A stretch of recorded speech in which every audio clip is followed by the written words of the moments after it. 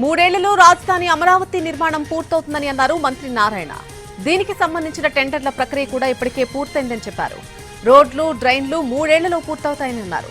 Assembly, హైకోర్టును కూడా మూడేళ్లలో పూర్తి చేస్తామని చెప్పారు నారాయణ.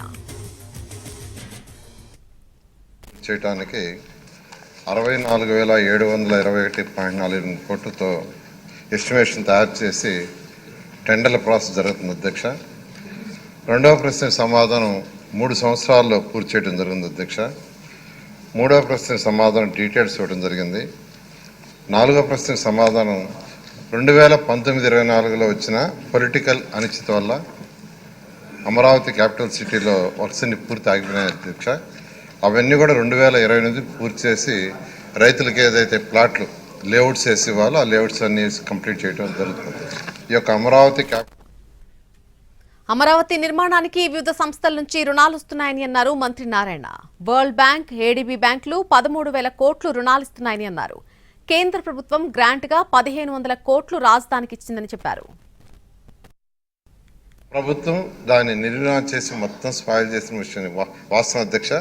అందుకనే ఈ ప్రభుత్వ రంగాన్ని వెంటనే రాజధాని నిర్మిస్తారని ముఖ్యమంత్రి గారు చెప్పటం, దాని మీద ఉన్న అనేక హర్డిల్స్ దాదాపు ఈ 7 నెలలు 8 నెలలు ఆ హర్డిల్స్ అని ఓవర్కమ్ అయ్యి ఈరోజు యాక్చువల్గా టెండర్లన్నీ పిలిచాం అధ్యక్ష.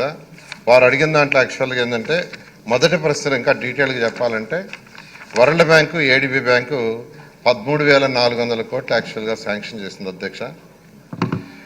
కేఎఫ్డబ్ల్యూ బ్యాంకు 5,000 కోట్లు ఇవ్వడానికి ముందు వచ్చింది. పబ్లిక్ సెక్టర్ కంపెనీస్ హట్కో 11,000 కోట్లు ఓకే చేసింది. స్టేట్ గవర్నమెంట్ నుంచి లెటర్ కూడా నేను వెళ్ళిపోయింది అధ్యక్ష. రేపు ఎల్లుండే వాళ్ళు వచ్చి అగ్రిమెంట్ కూడా చేస్తారు. సెంట్రల్ గవర్నమెంట్ గ్రాంట్ కింద 1,560 crores ఇస్తుంది అధ్యక్ష. అది కాకుండా ల్యాండ్స్ మార్టిగేజ్ చేయటం, లీజు అమ్మటం వల్ల బ్యాలెన్స్ అమౌంట్ తీసుకోవటం, నేషనల్ మరియు ఇంటర్నేషనల్ మార్కెట్లో తక్కువ రేట్ ఆఫ్ ఇంట్రెస్ట్కి లోన్స్కి ప్రయత్నిస్తున్నాం అధ్యక్ష. ఆ విధంగా యాక్చువల్గా డిఫరెంట్ ఏజెన్సీస్ నుంచి ఈ యొక్క అమరావతి క్యాపిటల్ సిటీ కంప్లీట్ చేయడానికి తీసుకుంటాం అధ్యక్ష. ఇది 3 సంవత్సరాల్లో కంప్లీట్ చేయడానికి ప్లాన్ చేసాం. ఆ విధంగా టెండర్లు కూడా. రాజధానిపై కక్షతోనే మాజీ CM Jagan R5 zone create చేశారని అన్నారు మంత్రి నారాయణ.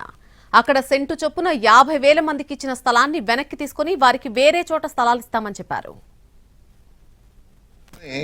గత ముఖ్యమంత్రి ఒకటి క్రియేట్ చేసి ఒక 50,000 మందికి 1 సెంట్ ఇచ్చేశాడు అధ్యక్ష.